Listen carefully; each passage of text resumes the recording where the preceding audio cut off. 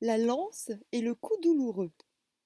Le roi Arthur reçut la reine Gwen avec tous les égards qui lui étaient dus. Il écouta attentivement le récit qu'elle lui fit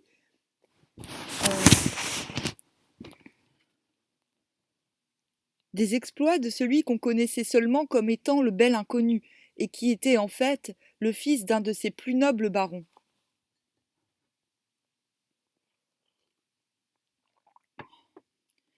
Et quand la dame eut pris congé du roi, la jeune fille au manteau noir prit la parole. Il y avait, autour d'Arthur, la reine Guenièvre, Gauvin, fils du roi Lot d'Orcanie, Hyder, fils du roi Nude, Caï et Bédouir qui ne quittaient jamais le roi, Yvain, fils du roi Urien. Merlin était également là, mais il se tenait à l'écart dans un coin de la salle pour mieux observer ce qui se passait. Petit filou. La jeune fille s'avança vers Arthur et enleva son manteau noir. Roi, dit-elle, regarde cette épée nouée à ma taille. Apprends que je ne peux ni la tirer de son fourreau, ni la détacher de moi. C'est à cause d'un sortilège qui pèse sur moi et qui me fait endurer bien des peines. Et je sais que seul celui qui est le meilleur chevalier du royaume, le plus haut loyal, le plus pur de toute perfidie, de tout esprit de fausseté et de traîtrise, pourra dénouer les attaches de cette épée et l'emporter, me délivrant ainsi d'un fardeau si lourd à porter qu'il m'interdit toute joie et tout repos. Jeune fille, répondit le roi, tu me surprends beaucoup. Il semble bien que cette épée soit facile à détacher. Seigneur, il n'en va pas comme tu le penses. Seul un chevalier, comme j'ai dit, peut venir à bout de ce sortilège. Décidément, hein, il n'y a que des filles à problème. Hein.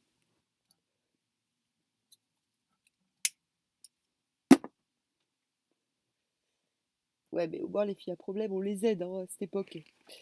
Alors, dit Arthur, en tant que roi, il m'appartient de tenter le premier cette épreuve. Il se leva, s'approcha de la jeune fille et voulut dénouer les attaches de l'épée, persuadé qu'il s'agissait d'attaches ordinaires, mais il n'y parvint pas. Ah, roi, dit la jeune fille, il est inutile de déployer tant de force. Celui qui achèvera l'aventure n'aura pas besoin de s'obstiner ainsi. Genre, le roi Arthur,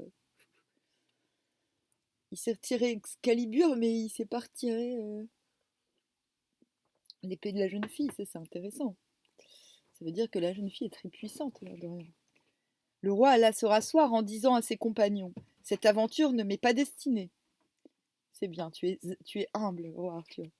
Tentez-la donc à tour de rôle, et que le meilleur en acquiert la gloire que Dieu lui réserve. Ils s'y essayèrent tous, mais sans résultat. On fit venir tous les chevaliers présents à Carlion-sur-Wizg. Ils tentèrent tous de dénouer les attaches de l'épée, mais aucun ne put parvenir à ses fins. Un grand désespoir se lisait sur leurs visages. Un seul ne tenta pas l'épreuve, c'était un obscur chevalier qui venait du nord. Il avait été déshérité par le roi de son pays parce qu'il avait tué un des parents du roi. Il était resté plus de 6 mois en prison, et il venait à peine d'en sortir. Il ne possédait presque rien, mais malgré son dénuement, son cœur était riche d'audace et de bravoure. Son seul défaut était sa pauvreté, et certains le lui faisaient bien sentir, car les puissants, on le sait bien, font peu de cas des pauvres gens.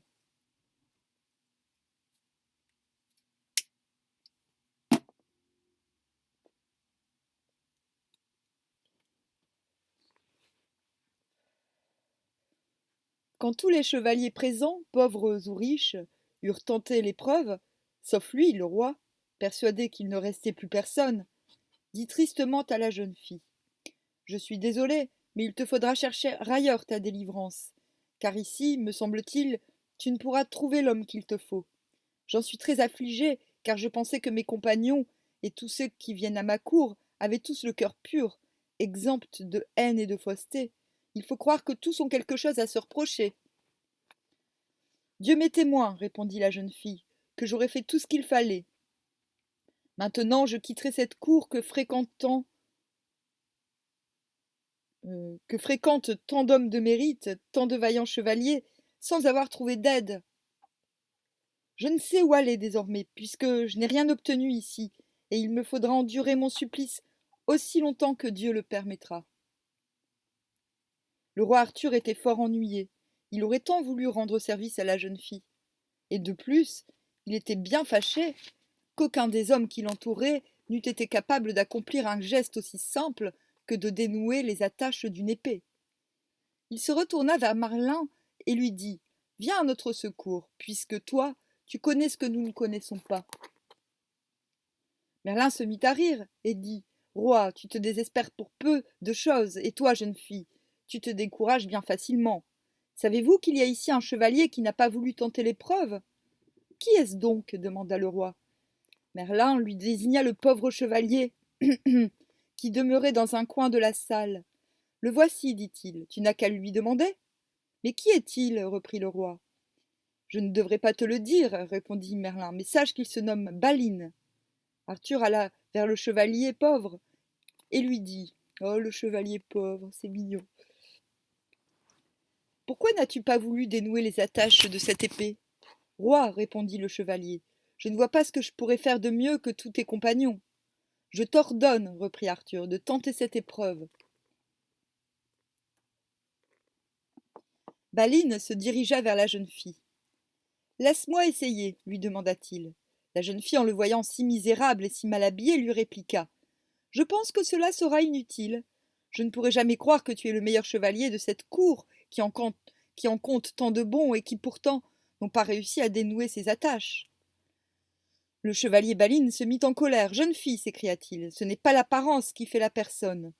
Tu me méprises parce que tu crois que je suis pauvre, mais j'ai été riche autrefois, et il n'y a personne à qui j'ai refusé ma protection. » Et, sans attendre de réponse, il se pencha, prit les attaches de l'épée, en dénoua immédiatement les nœuds et tira l'arme à lui. « Voilà qui est fait, dit-il, et maintenant tu peux repartir quand il te plaira. Tu es délivré de ton fardeau. Mais moi, je garderai l'épée en souvenir de toi. Je l'ai bien méritée, me semble-t-il. » Il la dégagea alors du fourreau pour l'examiner. Elle lui parut si belle et si solide qu'il lui sembla n'en avoir jamais vu d'aussi précieuse. « Chevalier, dit la jeune fille, tu m'as délivré de mon tourment et tu t'es couvert de gloire, car tu as prouvé que tu étais pur de toute fausseté et de toute haine. Mais il n'était pas prévu dans les termes de l'épreuve que l'épée te resterait. Je te demande donc de me la rendre, si du moins tu es aussi courtois que ta prouesse le laisse supposer. » Mais le chevalier remit l'épée dans le fourreau et s'écria qu'il ne la rendrait jamais, quel que fût le jugement que l'on porterait sur sa conduite. « Alors je te préviens, dit la jeune fille, que tu l'emporteras à tes risques et périls. Je sais que du premier coup que tu frapperas avec elle, tu tueras l'homme que tu aimes le plus au monde. »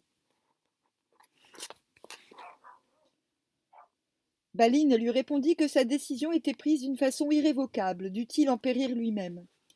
« Qu'il en soit donc ainsi, reprit la jeune fille, puisque tu le veux de ta propre volonté. Mais je sais que tu ne la porteras pas plus de 2 mois sans t'en repentir. Et je vais te dire quelque chose d'encore plus extraordinaire, et tout aussi véridique. Avant la fin de cette année, tu te battras contre un chevalier qui te tuera, et que tu tueras au cours du même combat. C'est parce que je voulais éviter pareille infortune au bon chevalier que je voulais reprendre cette épée, car, Dieu m'en est témoin, je l'aurais mise en sûreté, et aucun homme n'aurait pu s'en servir. Maintenant, si tu la veux, prends-la, mais sache bien que c'est ta mort que tu emportes avec toi. » Merlin s'approcha et dit « Si tu m'en croyais, tu redonnerais cette épée à la jeune fille, et tu t'en irais bien heureux de ton exploit. »« Non, s'écria Balin avec force.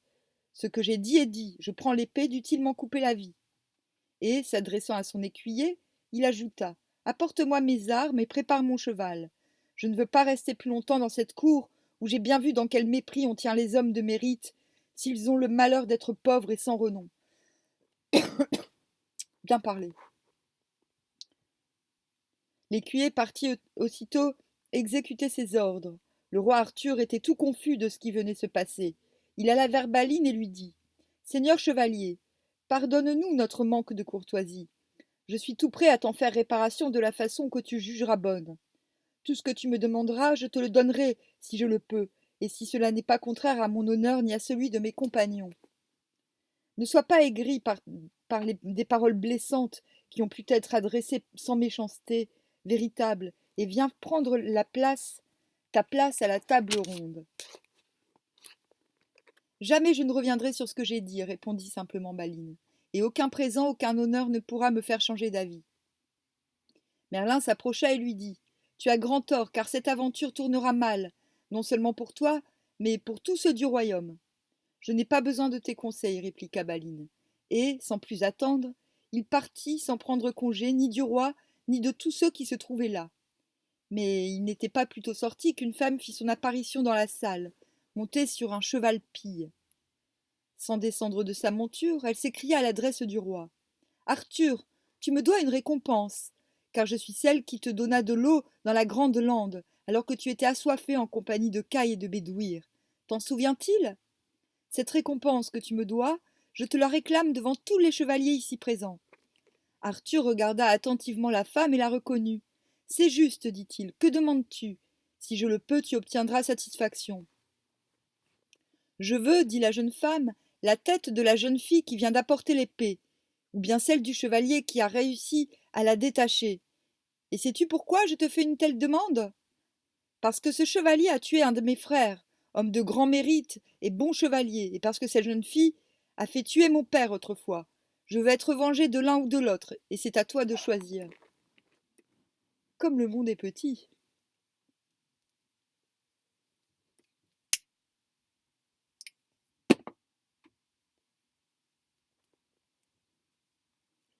L'assistance fut effrayée du ton véhément qu'avait pris la femme en présentant cette demande pour le moins surprenante.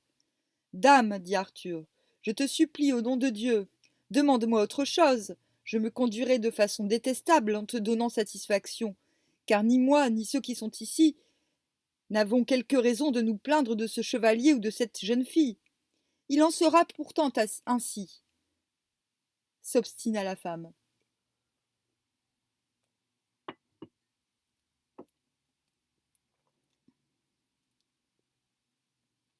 Cependant, Baline avait entendu ce que disait la femme. Il rentra dans la salle et alla directement la trouver. Femme, s'écria-t-il, voici plus de 3 ans que je te cherche en vain. C'est toi qui as empoisonné mon frère, et comme je n'ai pas pu te trouver pour satisfaire ma haine, j'ai tué ton propre frère. Ainsi justice a été faite, mais cette justice n'est pas complète, et puisque tu es là, je vais pouvoir la parfaire aux yeux de tous.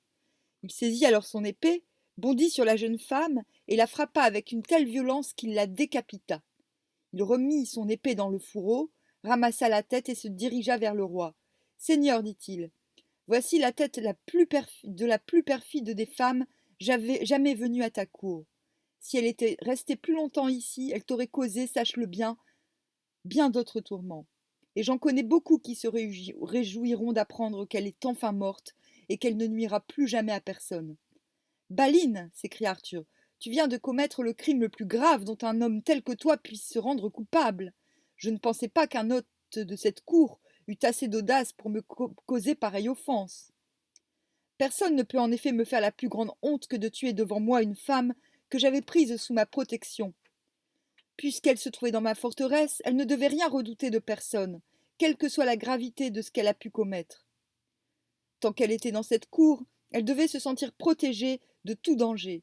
Telle est en effet la coutume qui règne ici, et que tu as été le premier à violer par orgueil et vilainie.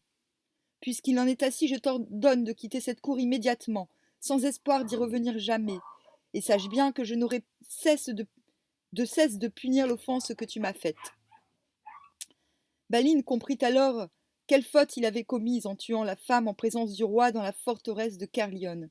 Ah, Seigneur, cria-t-il en tombant aux genoux d'Arthur, je demande ton pardon au nom de Dieu. Je reconnais mon crime, mais je promets de le racheter par des actions honnêtes. Non, répondit le roi. Alors Baline se releva et dit: Roi Arthur, je m'engage à te donner la preuve de ma bonne foi. Je m'engage à te montrer dans les plus brefs délais que je n'ai jamais voulu attenter à ton honneur et à l'honneur de tous les compagnons de la table ronde.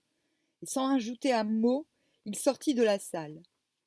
Le roi Arthur était alors en guerre avec le roi Escolane, qui prétendait tenir ses terres de lui seul et qui envoyait chaque jour des troupes ravager les terres de Bretagne.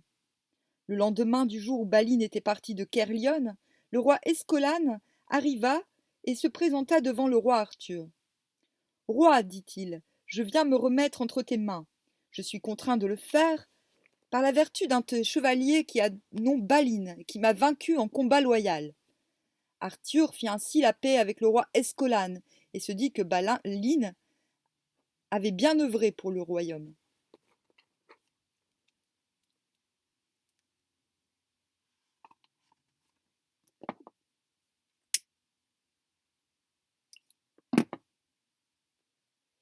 Toutes ces petites histoires ont un petit air de ressemblance, hein, quand même.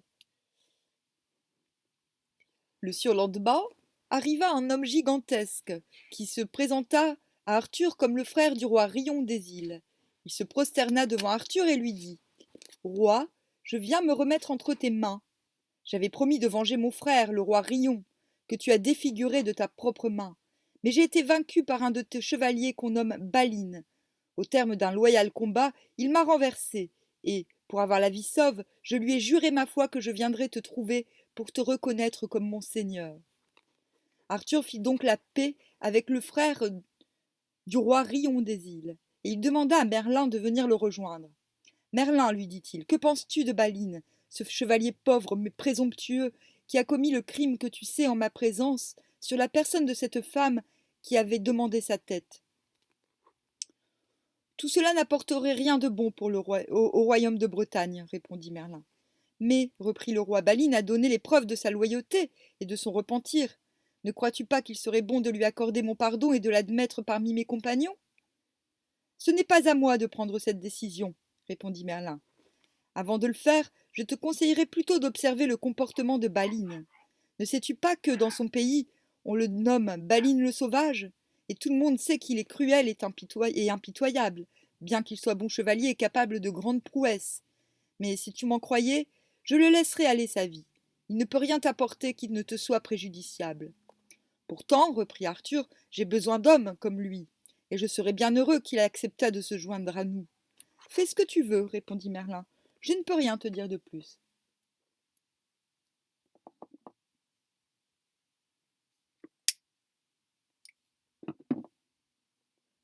Donc il demande un conseil à Merlin. Merlin lui le déconseille, et lui, il en fait qu'à sa tête, si je comprends bien. Alors, à quoi bon demander conseil à Merlin?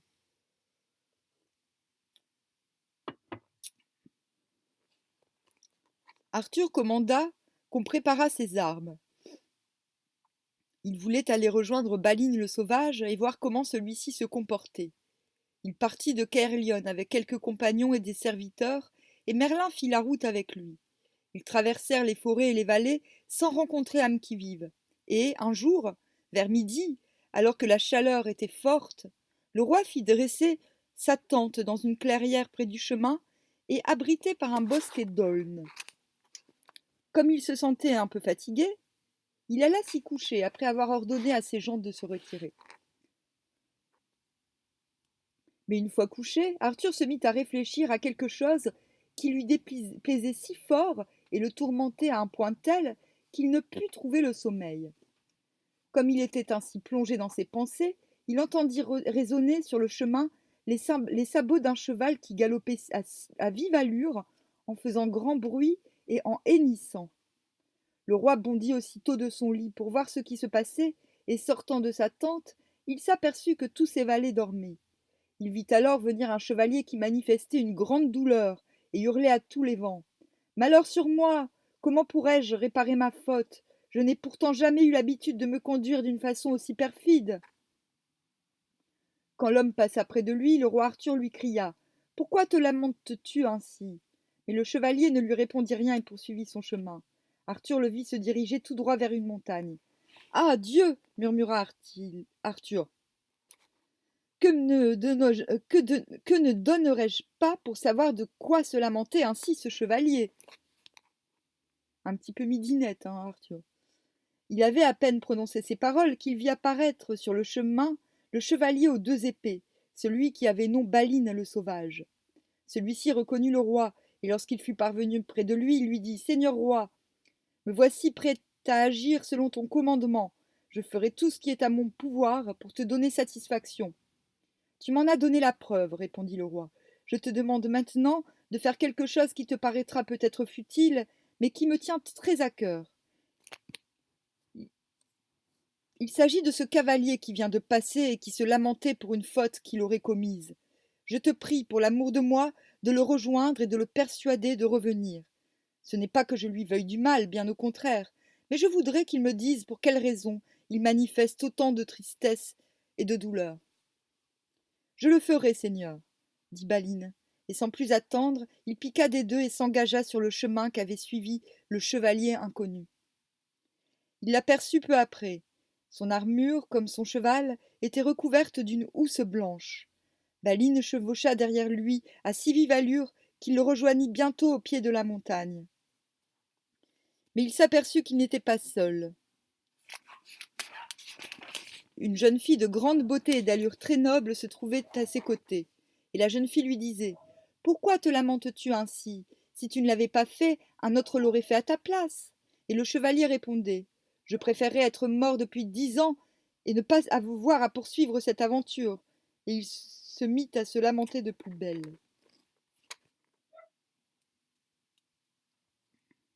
Baline ne mit pas longtemps à les rejoindre. Il s'adressa ainsi au chevalier. « Seigneur, je t'en prie, je viens te demander, au nom du roi Arthur qui m'envoie, de bien vouloir lui dire pour quelle raison tu te lamentes ainsi. »« Seigneur, répondit l'autre, je ne peux répondre à cette question, et en aucun cas je ne reviendrai sur mes pas. »« Seigneur, dit Baline, si tu refuses ma proposition, tu devras te battre avec moi, car jamais personne n'a osé me contredire. Je te crois, mais je ne peux revenir en arrière, car il m'arriverait grand malheur, et cela à cause de toi. »« Comment ? S'écria Baline, à cause de moi ? Dieu m'en garde, chevalier, et je peux te jurer que tu serais sous ma sauvegarde si tu acceptais de me suivre auprès du roi Arthur. »« Jure-le-moi, je le jure, s'écria Baline, et ils se mirent en route et chevauchèrent vers la tente du roi. Or, alors qu'il n'en était plus qu'à une portée d'arc, le chevalier s'écria tout à coup. « Ah, chevalier, toi qui portes 2 épées, je me meurs. J'ai eu bien tort de me fier à ta protection. Si je suis tué en ta compagnie, le préjudice sera certes pour moi, mais le déshonneur sera pour toi. » Baline se retourna. Il s'aperçut que son compagnon était tombé de cheval. Immédiatement, il mit pied à terre et vint auprès de lui, mais ce fut pour découvrir qu'il était gravement blessé, transpercé par une lance dont le fer ressortait dans le dos. « Dieu, dit-il, absolument consterné, quel déshonneur pour moi que la mort de cet homme que j'avais pris sous ma protection. »« Seigneur chevalier, articula faiblement le blessé, je vais mourir et tu en es responsable. Il te faut donc désormais reprendre la quête que j'avais commencée et l'achever comme tu le pourras. Prends mon cheval, qui vaut mieux que le tien, et rejoins la jeune femme que tu as vue avec moi tout à l'heure. Elle te conduira où il te faut aller et te désignera bientôt quel est mon meurtrier. On verra bien alors quelle vengeance tu sauras en tirer. » Et ayant ainsi prononcé ces paroles, le blessé rendit l'âme entre les bras de Baline.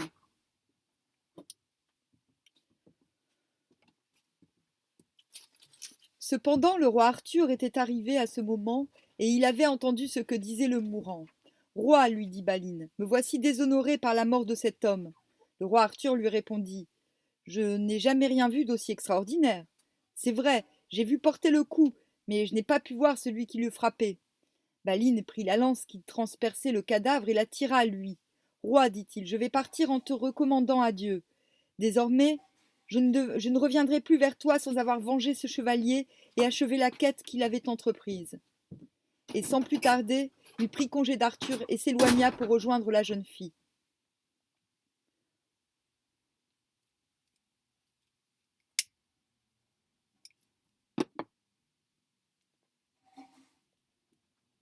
Arthur était fort perplexe. Moi de même. Il resta longtemps immobile auprès du corps du chevalier. Ses serviteurs arrivèrent et lui demandèrent « Seigneur, qui a donc tué cet homme que nous voyons ici ?»« Je n'en sais rien, répondit le roi, et tandis qu'il parlait, Merlin vint le rejoindre. « Roi, lui dit-il, ne t'étonne pas de cette aventure, tu en verras de plus extraordinaires encore, mais je te conseille de faire enterrer ce chevalier dans une tombe magnifique et de faire graver sur la pierre cette inscription. Sigil le chevalier inconnu.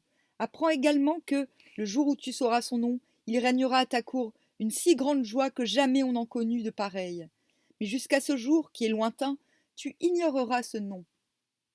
Le roi suivit les conseils de Merlin et fit enterrer dignement le chevalier sans nom qui avait été tué sous la protection de Balin le Sauvage, le chevalier aux deux épées. Quant à Balin, il rejoignit très vite la jeune fille. Celle-ci pleurait et gémissait. Seigneur, disait-elle, quel désastre d'avoir laissé tuer ce chevalier qui était sous ta protection. Nous n'avons pas gagné au change avec toi, et cette quête ne nous procurera ni profit ni gloire. J'étais sûre qu'il pouvait la mener à bien, alors que toi, je suis certaine que tu n'auras ni la force, ni les mérites suffisants pour achever les aventures. Et toi, je sais que tu mourras par manque d'audace et de courage. Il aurait mieux valu, à tout point de vue, que ce fût toi et non lui que la mort choisit comme victime. Balin était si consterné par ces paroles qu'il ne sut quoi répondre, puis ils se séparèrent.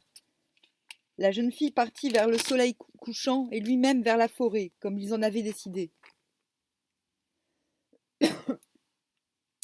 Décidément, ce Balin, À l'entrée de la forêt, il rencontra un chevalier qui n'avait d'autre arme que son épée, c'est-à-dire sans homme, sans haubert, sans lance et sans bouclier. Le mot arme, au Moyen Âge, recouvre tout l'armement du chevalier, en particulier ce que l'on appelle armure, et, dans un sens figuré, les marques héraldiques que porte le chevalier sur son bouclier. Le chevalier que rencontre Balin est donc sans armure et sans marque héraldique. Il revenait de la chasse accompagné de 2 lévriers. Les 2 hommes se saluèrent, mais lorsque le chevalier désarmé vit dans quel état se trouvait Balin, il s'arrêta tout surpris, se disant qu'il manquerait à tous ses devoirs s'il ne lui demandait pas la raison de son désespoir. Balin lui répondit qu'il était à jamais déshonoré, que de son vivant il ne pourrait jamais connaître une joie égale à la honte qui venait de l'accabler. Le chevalier désarmé lui proposa alors de l'accompagner. Je serai avec toi quoi qu'il arrive, lui dit-il, sauf si la mort nous sépare. Balin fut extrêmement surpris par cette offre, mais comme l'autre insistait, il lui donna son accord, lui expliquant qu'il recherchait un inconnu qui avait tué d'un coup de lance un chevalier que lui-même avait assuré de sa protection. Les deux chevaliers prirent alors la route à travers la forêt. Peu après, ils rencontrèrent Merlin, qui avait deviné tout ce qu'ils avaient dit et qui avait revêtu l'aspect d'un moine blanc. Il s'approcha des deux hommes et les salua. Vous vous êtes jurés de rester ensemble quoi qu'il advienne, leur dit-il, mais cela ne durera pas aussi longtemps que vous le pensez. Votre séparation est proche. Qu'en sais-tu demanda Balin. Merlin se mit à rire et dit sur ce point je n'en dirai pas davantage aujourd'hui, mais je vais vous apprendre autre chose que vous avez grande envie de savoir. Celui que vous recherchez, celui qui a tué devant la tente du roi le chevalier qui était sous ta protection, Balin, c'est un homme dont le nom est Garlane, et c'est le frère du roi Pélès. J'ai entendu parler de Pélès, dit Balin, mais j'ignore tout de ce Garlane. Mais à présent, puisque je sais son nom, j'ai toutes les chances de le retrouver. Je ne te le conseille pas, dit Merlin. Tu ferais mieux de revenir en arrière et d'abandonner cette quête. Si tu la mènes à bien, tu frapperas en effet de la lance vengeresse un coup qui déchaînera de telles souffrances et de tels malheurs sur le royaume de Bretagne qu'il sera encore plus désastreux que le coup d'épée qui a mis un terme à la vie du roi Uther Pendragon. Le crime ainsi commis, ni toi ni un autre ne pourrait le réparer, mais il causera de façon indirecte la ruine de ce royaume et plongera ses habitants dans la souffrance et le désespoir. Toi-même, toi qui déclencheras de telles catastrophes, si tu vas où t'entraîne ton désir de vengeance, tu mourras dans les plus grandes douleurs. Pourtant, dit Balin, même si je devais y trouver la plus ignominieuse des morts, je poursuivrai ma quête et je l'achèverai, quoi qu'il puisse arriver.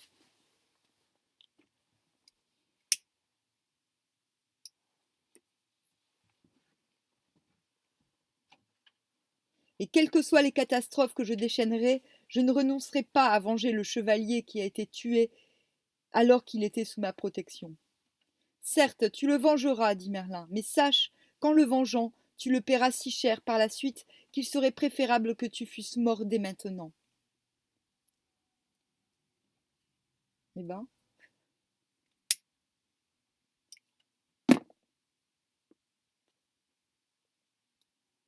Ça, faut pas se moquer des gens parce qu'après ils font n'importe quoi pour se venger. Enfin, pour se venger. pour s'auto-persuader qu'ils ne sont pas, qu'ils ne méritent pas les offenses qu'ils ont subies, ben, ils deviennent un petit peu téméraires, dirons-nous. Ayant dit ces mots, Merlin s'enfonça dans les bois. Les deux chevaliers continuèrent leur route. Mais, derrière eux, Merlin les suivait à distance, car il voulait savoir ce qu'il adviendrait d'eux. Ils parvinrent ainsi près d'un ermitage. Devant l'ermitage s'étendait un cimetière que traversait la route qu'ils devaient emprunter. Ils pénétrèrent donc dans le cimetière. Balin marchait au-devant, très préoccupé par ce que lui avait dit Merlin, qu'il n'avait d'ailleurs pas reconnu, et son compagnon le suivait, tout à sa joie de participer à cette quête. Or, quand ils furent au milieu du cimetière, ce dernier poussa un cri perçant, comme un homme profondément blessé. Balin se retourna et vit son compagnon qui gisait sur le sol. Il sauta de son cheval et vint vers lui. Il s'aperçut alors que le chevalier, tout comme le précédent, avait été blessé par une lance, mais avec plus de force encore. Et cette fois, la lance était intacte.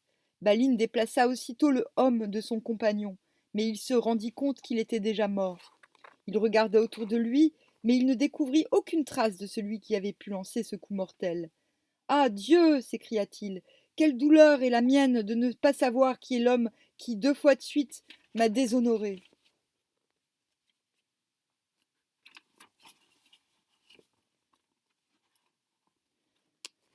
Tandis qu'il se lamentait ainsi, le saint homme qui occupait l'ermitage vint à lui et tenta de le réconforter. Balin lui raconta ce qui s'était passé. Ma peine serait allégée, dit-il, si j'avais pu voir celui qui a accompli ces actions mauvaises. Mais c'est là, je pense, une chose impossible, car j'ai eu affaire à un fantôme, et c'est ce qui redouble ma douleur. Tout chevalier errant, répondit l'ermite, se doit de prendre les aventures comme elles arrivent, bonnes ou mauvaises. Je suis toutefois très surpris par ce qui vient de t'arriver. Tu ne me parais cependant pas un homme à te laisser abattre en quelque circonstance que ce soit, et tu me sembles capable de retrouver ton courage et ta sérénité. Il n'a pas un noble cœur, celui qui se laisse ainsi décourager par les caprices du sort. L'ermite, à force de bonnes paroles, parvint à apaiser et à réconforter Balin. Il le conduisit ensuite dans son ermitage et l'aida à se désarmer. Puis il revint auprès du défunt et enleva la lance qui le transperçait. Enfin, après avoir célébré l'office des morts selon le rituel alors observé, il enterra le corps dans le cimetière. Après quoi, Balin et l'ermite placèrent une grosse pierre sur la fosse en guise de dalle, et le lendemain matin, après avoir entendu la messe et remercié l'ermite pour son accueil, Balin reprit sa route à la recherche de la jeune fille qui avait gardé le tronçon de la lance. Il la rejoignit au pied d'une croix où elle était descendue de cheval pour se reposer. Il lui raconta comment il avait accepté de chevaucher avec un chevalier désarmé et comment celui-ci avait été tué à ses côtés d'une manière si subite qu'il n'avait pu identifier le meurtrier. Ah Dieu, soupira la jeune fille lorsqu'il eut achevé son récit. C'est exactement ainsi que fut tué mon ami, le meilleur des chevaliers, le plus courtois que j'aie jamais connu. Ainsi en va-t-il de nous, dit Balin, et il nous faut accepter ici-bas les aventures telles qu'elles nous arrivent. Ils reprirent leur monture et continuèrent leur route. En fin d'après-midi, ils furent en vue d'une forteresse bâtie au fond d'une vallée. Elle était de belle apparence, entourée de hautes murailles et d'un fossé très profond. Balin chevauchait bien au-devant de la jeune fille. Or, dès qu'il eut pénétré dans l'enceinte de la forteresse, les gardes laissèrent retomber une porte coulissante, séparant ainsi le chevalier de la jeune fille. Devant cette situation, Balin ne sut que faire. Il ne pouvait pas revenir sur ses pas, et la jeune fille ne pouvait pas le rejoindre. Et il l'entendit qui criait « Chevalier aux 2 épées ! Toi qui m'as laissé hors des murs, viens à mon secours, où s'en est fait de toi? Nous sommes ici chez une femme qui me hait plus que tout au monde, et qui veut me faire couper la tête sans aucune raison. Si tu tardes trop, tu ne me reverras que morte. »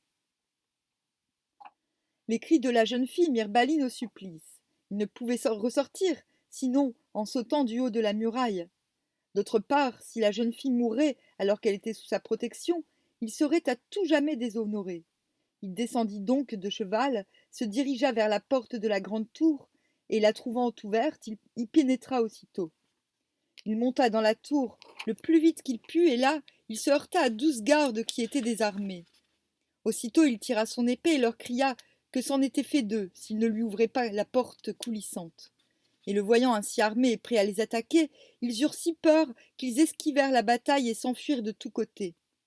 Baline se pencha par la fenêtre de la tour afin de voir pourquoi la jeune fille criait ainsi. Elle était entre les mains de 2 chevaliers qui lui disaient « Si tu ne fais pas ce que nous te demandons, nous te couperons immédiatement la tête. Ce que nous te demandons, c'est la coutume de cette forteresse. Toute jeune fille qui passe par ici doit s'en acquitter. » Ben dis donc, ça fait beaucoup de filles à la tête coupée, hein. Baline était au supplice en la voyant ainsi aux prises avec ces 2 hommes. Il prit le parti de risquer sa vie plutôt que de laisser périr celle qui se trouvait sous sa protection. Il se signa et se recommanda à Dieu, puis il sauta du haut des murs. Par chance, il sortit indemne de sa chute. Escaladant alors le fossé, il s'approcha de la jeune fille, l'épée au poing, et cria aux 2 hommes qui la retenaient qu'ils allaient bientôt payer cher leur audace. Tout ébahis de voir surgir le chevalier, les 2 hommes relâchèrent la jeune fille et reculèrent avec beaucoup d'effroi. C'est alors que la porte de la forteresse s'ouvrit. Il en sortit 10 chevaliers, tout armés, qui tenaient son cheval par la bride et qui le lui présentèrent. « Reprends ton cheval, lui dirent-ils, car nous ne voulons rien garder qui t'appartient. » Baline reprit avec joie sa monture, tandis que les chevaliers s'adressant à la jeune fille lui disaient « Acquitte-toi de la coutume, et nous te laisserons partir ensuite avec ce chevalier. »« Je suis prête, répondit-elle. À ce moment arriva près d'eux une femme qui tenait à la main une écuelle d'argent d'assez grande dimension. « Jeune fille, dit-elle, il te faut remplir cette écuelle de ton sang, car elle est la coutume. » « De quoi s'agit-il ? Demanda Baline. « Je vais vous le dire, répondit la femme. La dame qui est notre maîtresse en cette forteresse a été récemment atteinte de cette maladie si horrible et si pénible qu'on appelle la lèpre, et son état est très grave.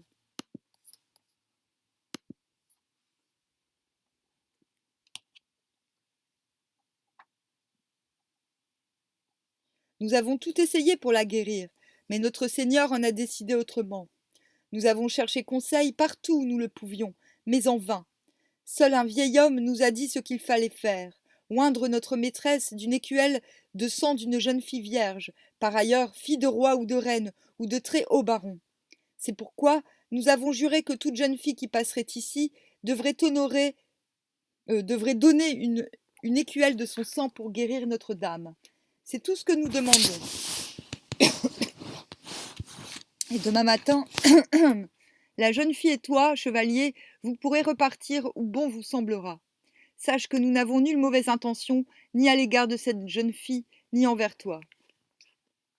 Baline, qui n'en pensait pas moins, se résigna à accepter la coutume. Tout le monde se dirigea vers la forteresse. Quand on fut arrivé à la tour principale, on fit désarmer le chevalier. Il ne voulait pas s'attarder, mais cédant aux prières de la jeune fille, il accepta de passer la nuit, uniquement pour voir ce qu'il adviendrait d'elle.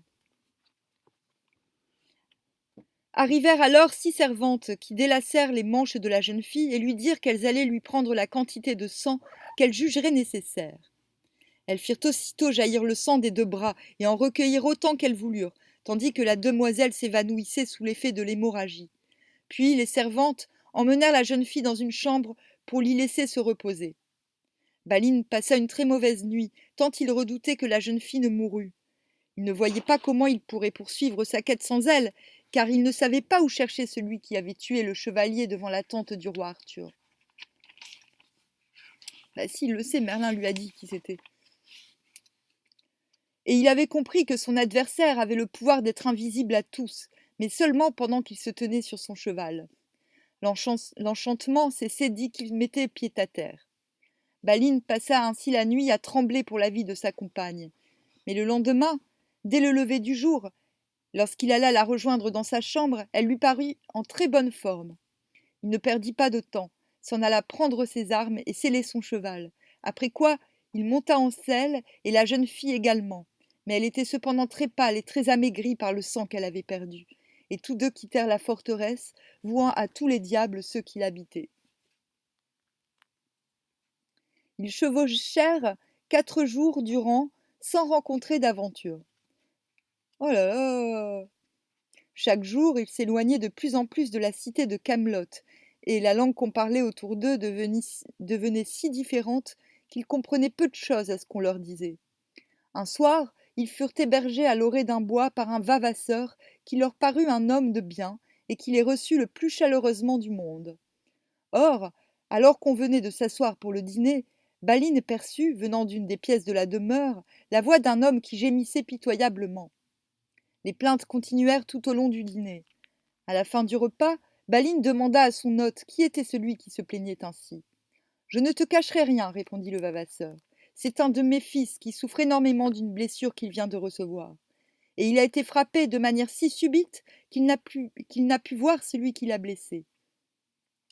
Pourtant, cela s'est passé vers midi, et il n'y avait autour de lui ni mur ni arbre où son agresseur aurait pu se dissimuler. Je pense donc que cela s'est produit sous le coup d'un enchantement. Non, mon hôte, répliqua Baline. Il s'agit en fait d'un chevalier qui peut rester invisible aussi longtemps qu'il le veut, tant qu'il est sur son cheval. Purée, j'aimerais bien avoir un cheval comme ça. Apprends qu'il m'a fait encore pire qu'à ton fils, car il a tué ainsi un chevalier qui était sous ma protection, ce qui me cause autant de douleur que si c'était moi qui l'avais blessé à mort. Et Baline lui fit le récit de ses aventures et lui donna les raisons de sa quête à la recherche du meurtrier. Enfin, il révéla son nom, Garlane, frère du roi Pélès. « Je suis sûr que tu as raison, lui dit le vavasseur, en se signant. Je connais bien ce Garlane. Il y a moins d'un an, il m'a tenu des propos qui me laissent tout lieu de croire que c'est bien lui qui a blessé mon fils. Nous nous sommes trouvés en effet, mon fils et moi, à un tournoi, et je l'ai abattu à 2 reprises devant toute l'assistance. Or, lorsque cet homme, qui est bien plus puissant que moi, s'est rendu compte qu'il ne pourrait venger l'affront qu'il avait subi, il a déclaré qu'il m'atteindrait dans l'année, même à travers ce que j'avais de plus cher. Il a bien tenu parole, me semble-t-il, puisqu'il a blessé mon fils que j'aime plus que tout au monde. » « Ah Dieu !» s'écria Baline. « Comment faire pour retrouver ce Garlane ?» ?»« C'est chose facile, répondit le vavasseur. Le roi Pélès tiendra dimanche une cour plénière dans le château Périlleux, qui se trouve à quelques lieues d'ici, et je sais que Garlane doit servir à table au cours de cette fête, à laquelle assisteront tous les barons du royaume. Si tu veux retrouver Garlane, sois donc certain que c'est à cette occasion que tu le pourras. Bien dit, mon hôte, répondit Baline. Crois bien que je serai au rendez-vous. La jeune fille intervint alors. Cher hôte, demanda-t-elle, penses-tu que ton fils puisse guérir? Je ne peux rien dire à ce propos, tant il me paraît gravement blessé. Pourtant, un homme âgé à qui j'ai donné l'hospitalité hier m'a dit qu'il pourrait guérir, mais pas avant que sa plaie ne soit ointe du sang de celui qui l'a blessé. Je lui ai alors demandé qui lui avait appris cela, et il m'a répondu que c'était Merlin, le sage devin, qui lui avait donné ordre de me le dire, en ajoutant que mon fils ne pourra pas guérir autrement. Cher hôte, dit Baline, si ton fils doit guérir de cette façon, sois certain qu'il le sera, car j'entends bien verser le sang de celui qui m'a causé si grand tort.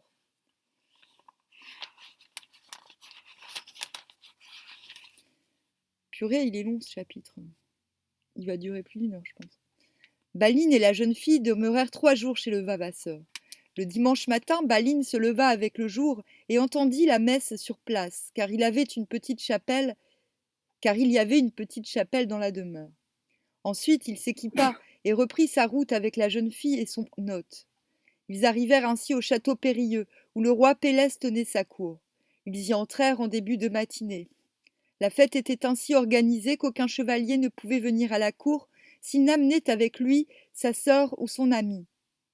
Ah bah merci, hein. Et les pédés, ils font comment? Baline pénétra dans l'enceinte avec la jeune fille. Mais l'hôte, qui n'était pas accompagné, dut rester au dehors, à son grand déplaisir. Dès que Baline fut à l'intérieur de la forteresse, il se trouva au milieu d'une foule considérable de chevaliers. Mais les gens du château, s'apercevant qu'il était armé, s'empressèrent pour l'aider à descendre de cheval et l'emmenèrent dans une petite salle, ainsi que la jeune fille. Ils le désarmèrent rapidement et lui donnèrent des habits tout neufs, parfaitement appropriés, car il y avait sur place tout ce qu'il fallait. Mais on ne put obtenir de lui qu'il déposât son épée. Bien au contraire, il la garda à son côté, affirmant que la coutume de son pays était telle que jamais un chevalier ne mangeait en pays étranger à la cour d'un roi sans avoir son épée. Si les gens du château ne voulaient pas se plier à cette coutume, ils s'en retourneraient d'où ils venaient. Les autres finirent par céder et le conduisirent dans la grande salle où se tenait l'assemblée. Au moment de se restaurer, quand les tables furent installées, chacun prit place, sauf ceux qui avaient été désignés pour faire le service. Quand il se fut assis, Balin demanda à son voisin de gauche qui était Garlane, le frère du roi Pélès. « C'est celui-ci, lui répondit le voisin, en lui désignant un homme à la chevelure rousse. « C'est le chevalier le plus extraordinaire qui soit. »« Et pourquoi cela ?» dit Balin. « Parce que, lorsqu'il est armé et sur son cheval, personne ne peut le voir, aussi longtemps qu'il désire se dérober au regard des autres. » Et ils commencèrent à se restaurer. Cependant, Balin se trouvait dans un cruel embarras. Qu'allait-il faire? Tuer le meurtrier de son compagnon devant toute l'assistance et le roi Pélès? Il ne voyait pas comment il pourrait réussir à s'échapper sans être tué lui-même ou mis en pièces. Et pourtant, il ne retrouverait pas une telle occasion de se venger. Il était dans une telle angoisse qu'il ne mangea ni ne but, tout occupé à réfléchir. Il demeura ainsi pendant toute la durée du service, et il aurait fort bien pu quitter la table sans avoir rien bu ni mangé. C'est un respirien. Mais Garlane, le roux, qui faisait le service et qui s'en était bien aperçu, en prit ombrage, persuadé que le chevalier agissait ainsi pour marquer son mépris. Il s'approcha donc de lui, la main levée, et il le gifla avec une telle force que le visage de Balin en devint tout rouge. « Chevalier, dit Garlane, relève la tête et mange comme tout le monde. Ainsi l'ordonne le sénéchal. Et maudit soit celui qui t'a appris à t'asseoir à une table de chevalier et à rester ainsi plongé dans tes pensées. » Balin était si furieux d'avoir été ainsi frappé qu'il en perdit tout sang-froid et tout sens de la mesure. « Ah, Garlane, s'écria-t-il, ce n'est pas la première fois que tu m'infliges. Eh bien, dit l'autre, qu'attends-tu donc pour te venger ?» Balin se dressa tout droit, mit la main à son épée et dit « Garline, je suis le chevalier que tu as attiré jusqu'à toi depuis la cour d'Arthur, au prix de 1000 tourments. Mais désormais, tu ne frapperas plus un homme de bien à la table d'un roi, et tu ne tueras plus de chevaliers par magie et trahison. » Et aussitôt, il lui donna un tel coup d'épée sur la tête qu'il le fendit en deux jusqu'à la poitrine et l'abattit à terre. « Mon hôte, s'écria-t-il alors, viens prendre le sang de Garlane pour guérir ton fils. » Puis il se tourna vers la jeune fille. « Donne-moi le tronçon de lance avec lequel a été frappé le chevalier devant la tente du roi Arthur. » La jeune fille le lui tendit aussitôt, car elle l'avait conservé dans ses vêtements. Balin le saisit, bondit de la table et en frappa Garlane, qui gisait déjà raide mort, avec une force telle qu'il le transperça de part en part. Puis il s'écria à haute voix pour que tous les assistants puissent l'entendre. « Peu m'importe ce que l'on fera de moi, car ma quête est terminée, et j'ai accompli la vengeance que je devais accomplir pour mon honneur et l'honneur du roi Arthur. » Il y eut un grand brouhaha dans la salle. Chacun voulait courir aux armes et se ruer sur Balin. Mais le roi Pélès fit faire silence. Il s'écria « Que personne ici n'ait assez d'audace pour porter la main sur cet homme, car c'est à moi de venger la mort de mon frère. » Le roi Pélès était en effet un très bon chevalier. C'était aussi un homme d'une grande piété. Et à cette époque, on ne connaissait personne dans toute l'île de Bretagne qui fût plus aimé de notre Seigneur. Pélès, Péléane, dans le récit original, est le roi pêcheur de la quête du Saint Graal. Oh, ben, alors, ben, ça veut dire qu'il est, il est dans mon, c'est mon ancêtre.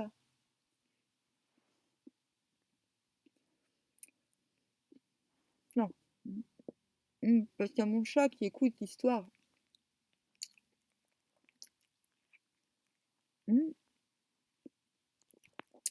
Et mon chat, il écoute l'histoire et il veut du 4 quarts. Ah, mauvaise idée, je vais plus pouvoir lire maintenant. Bon, il va falloir raser tout ça. Il reste combien de pages? 1, 2, 3, 4. Il reste 4 pages. Le chapitre d'après, il est plus court. Voilà, nettement. Bon, je me roule une clope, je fais une mini-pause. Je vais pas faire de vidéo, donc je fais une pause de 1 minute et je reprends. Faut que je rince parce que j'ai mangé du 4 quarts. Il faut que ça passe. Hein? Alors, c'était bon ma série? Oui. Non, oui, c'était bon. Mais oui, je vais continuer l'histoire. Elle me regarde, genre, bon alors, c'est quand que tu dis la suite? Bah, tu attends. Oui. Oui, je vais dire la fin de l'histoire. Tu attends un petit peu? Ouais, oui.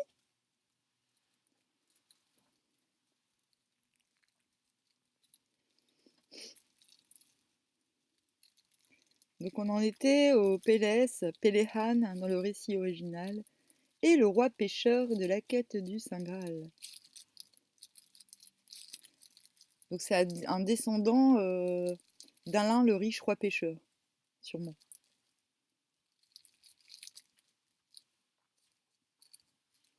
Un descendant direct ou indirect. Parce que pendant une époque, c'est pour ça que c'est un peu délicat, hein, la généalogie de ces temps-là. À cette époque, on pense à tort qu'un tel est le fils d'un tel, parce que tel roi est le fils de tel roi, mais en général, il arrivait que ce soit les neveux. On ne sait pas trop si. Mais bon, quoi qu'il en soit, on s'y retrouve toujours. Parce qu'en général, ce sont des alliances très concon-sanguines. Donc ça change pas grand-chose au schmilblick.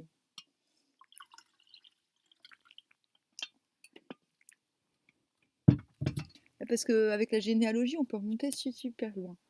Très très super loin. Alors, parce que ces gens-là écrivaient et ont laissé des traces. Et on a des tombes qui existent encore, parfois. Mais non, on mange pas l'ordinateur, voyons. Tu fais des câlins à l'ordinateur, t'es gentil. Non, bon. Alors, tout à la douleur et à la colère que lui causait la mort de son frère Garlan, il se disait qu'il viendrait facilement à bout du meurtrier. Il courut saisir un grand bâton qui se trouvait au milieu de la salle et le brandit pour aller frapper Balin.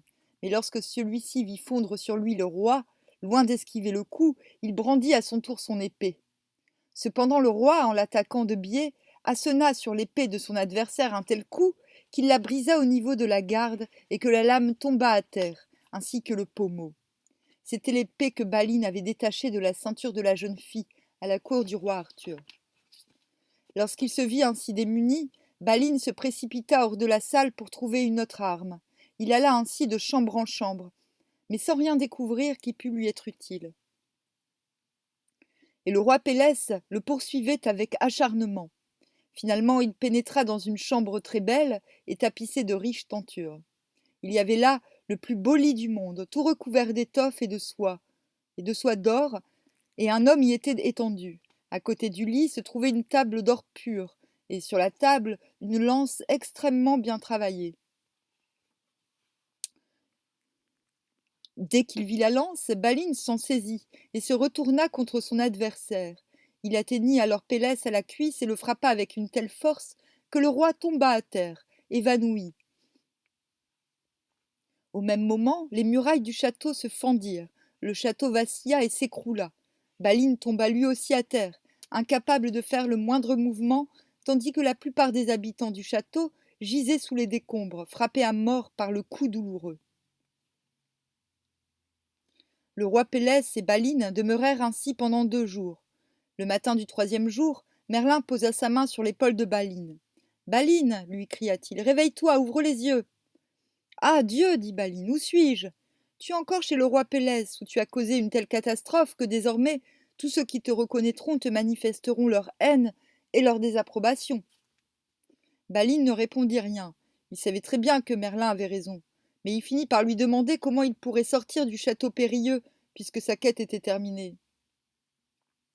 Tu crois donc que ta quête est terminée? S'écria Merlin. En vérité, tu ne sais pas ce que tu dis, mais peu importe.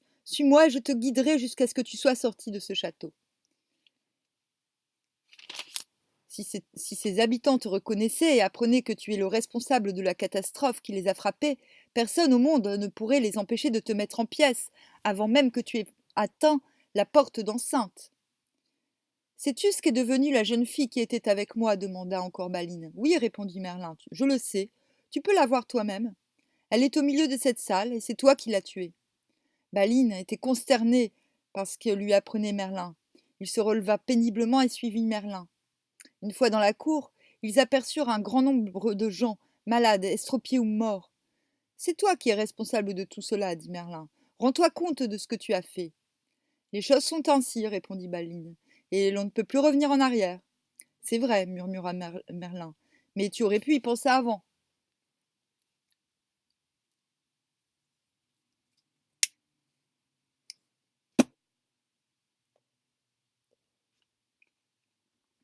Ils traversèrent le bourg et arrivèrent au mur d'enceinte qu'ils franchirent sans encombre, car il n'y avait plus personne pour garder les portes.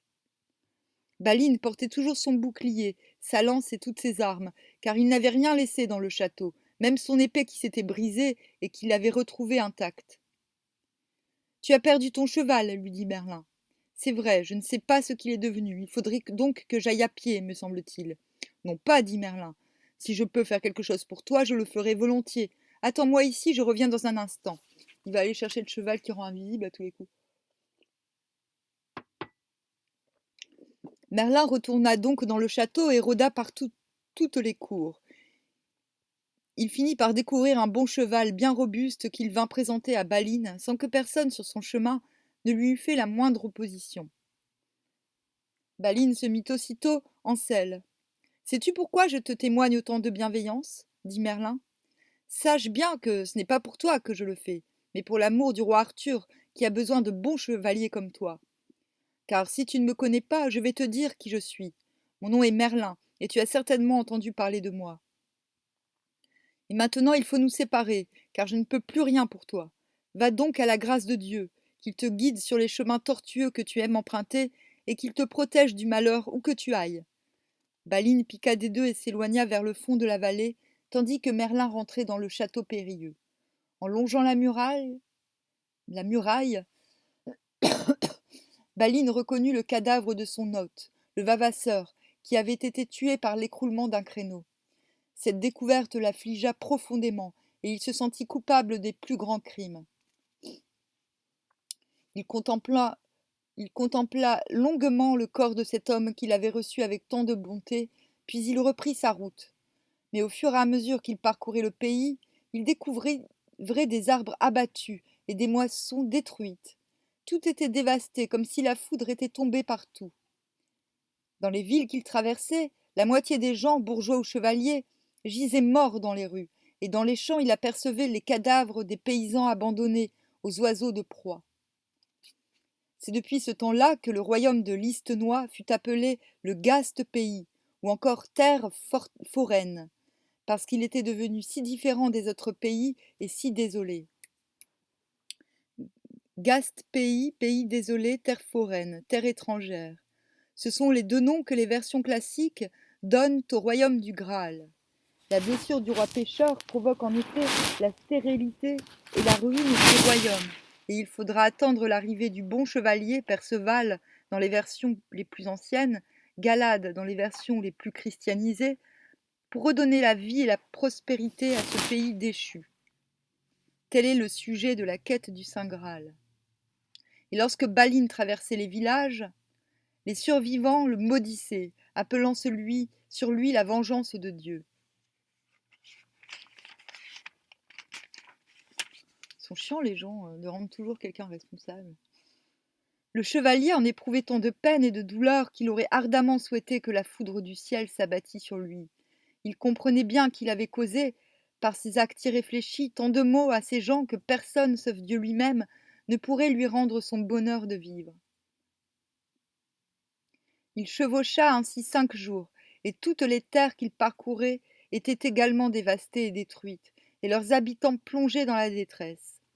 Chaque soir, il dormait dans des ermitages qu'il trouvait sur sa route, au plus profond des forêts séculaires, et chacun des ermites qui l'accueillaient lui répétait: Seigneur, nous ne t'acceptons que pour l'amour de Dieu et pour honorer l'ordre de chevalerie.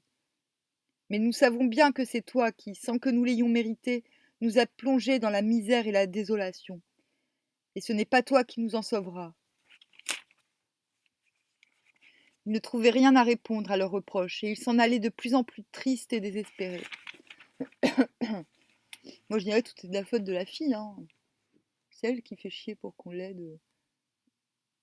Enfin, voilà.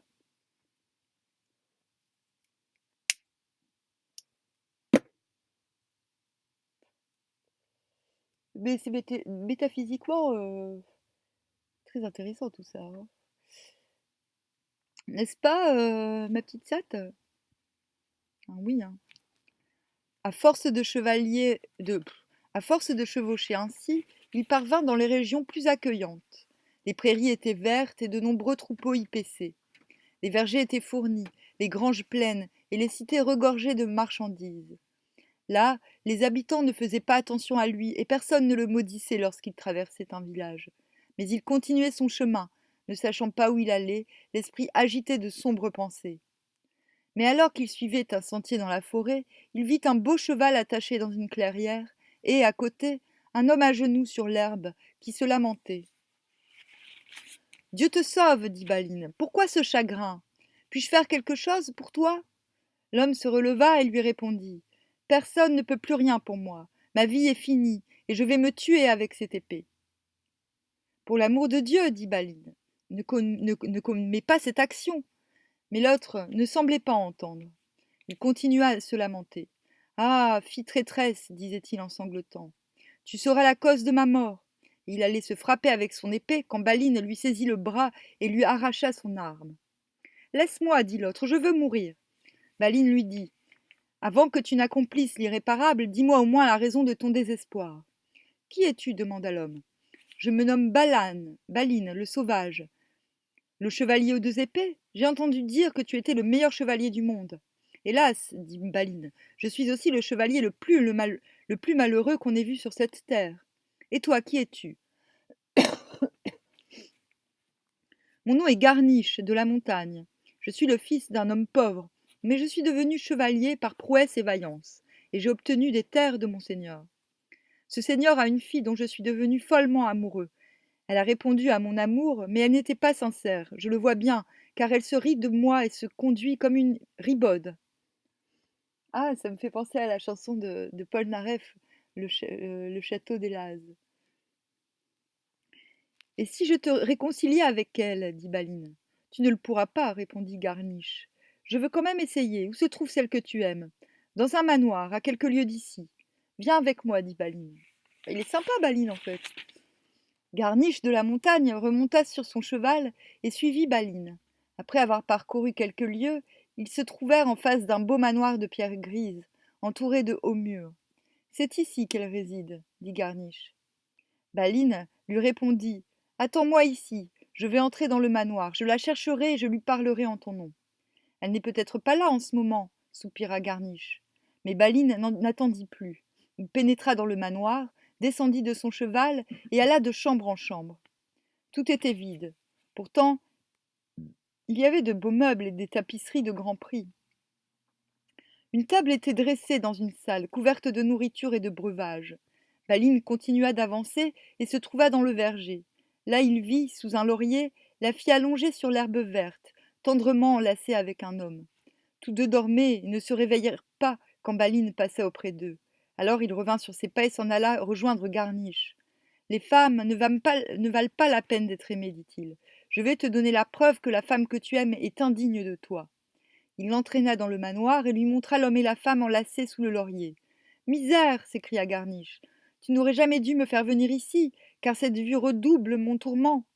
Et saisi de rage, Garniche se précipita sur les deux corps, les transperça avec son épée et retourna son arme contre lui.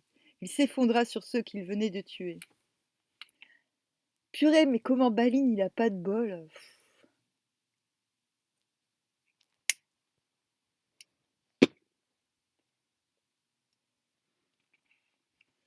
En fait, il incarne le sauveur le mauvais sauveur.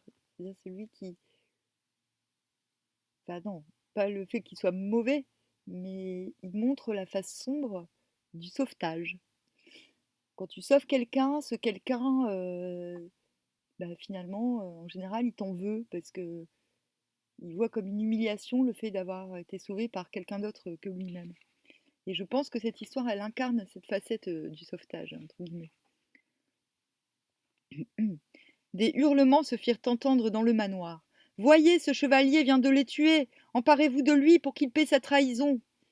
Baline se précipita au dehors, sauta sur son cheval et se mit à galoper avec rage et fureur, le cœur étreint d'un désespoir encore plus grand. Il chevaucha pendant 3 jours et 3 nuits. Au bout de ce temps, il s'arrêta pour se reposer près d'une grande croix de pierre sur laquelle s'étalait cette phrase en lettres d'or. Aucun chevalier ne doit aller seul dans cette forteresse. Il regarda autour de lui et aperçut près de la mer, sur un promontoire, un grand château ceint de murailles épaisses. À ce moment, un vieillard aux cheveux blancs apparut sur le chemin. Quand il fut près de Baline, il lui dit « Baline le sauvage, tu dépasses les limites que tu ne dois pas franchir. Reviens sur tes pas, il en est encore temps. » Et le vieillard disparut, sans que Baline pût savoir ce qu'il était devenu. Baline entendit alors le son d'un cor dans la forêt, comme pour signaler la mort d'une bête. « Est-ce pour moi ?» se dit Baline. « Certes, je suis le gibier qu'on chasse, mais je ne suis pas encore mort. » Il vit alors arriver une nombreuse troupe de jeunes gens et de jeunes filles aux vêtements élégants. Ils s'arrêtèrent devant lui firent 1000 amabilités et l'invitèrent à les suivre dans la forteresse. Là, il fut désarmé et on le conduisit dans une grande salle où des musiciens jouaient de divers instruments. Toute la compagnie se mit à danser et Baline fut entraînée dans une ronde effrénée. Il était encore tout étourdi lorsque celle qui semblait la dame du château lui dit « Maintenant, il faut suivre la coutume. Tout chevalier qui arrive seul dans cette forteresse doit combattre l'homme qui vit dans cette île, là-bas. » Il y avait en effet une petite île, non loin du château, sur laquelle on remarquait une hutte faite de pierres sèches. « C'est bien, dit Baline, je ferai selon la coutume. »« C'est bien, je vais aller me battre. » Bon, c'est bientôt fini.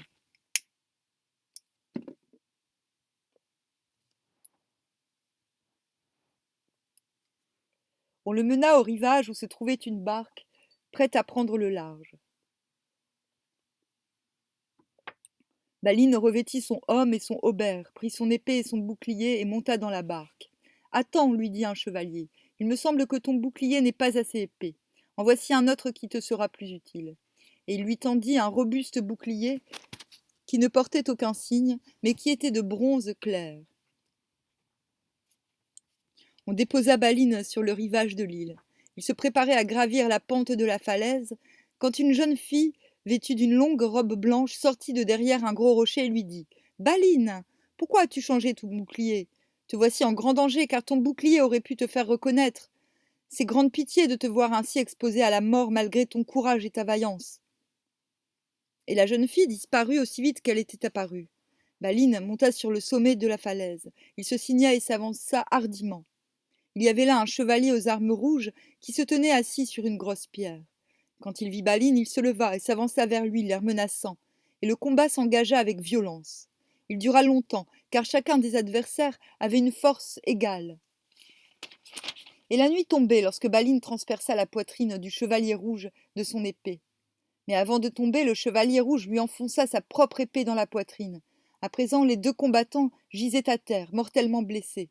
« Qui es-tu » demanda Baline. L'autre murmura. « Je suis Balan, le frère de Baline le sauvage, celui qui est le meilleur chevalier du monde. »« Hélas » dit Baline, « quel triste destin est le nôtre.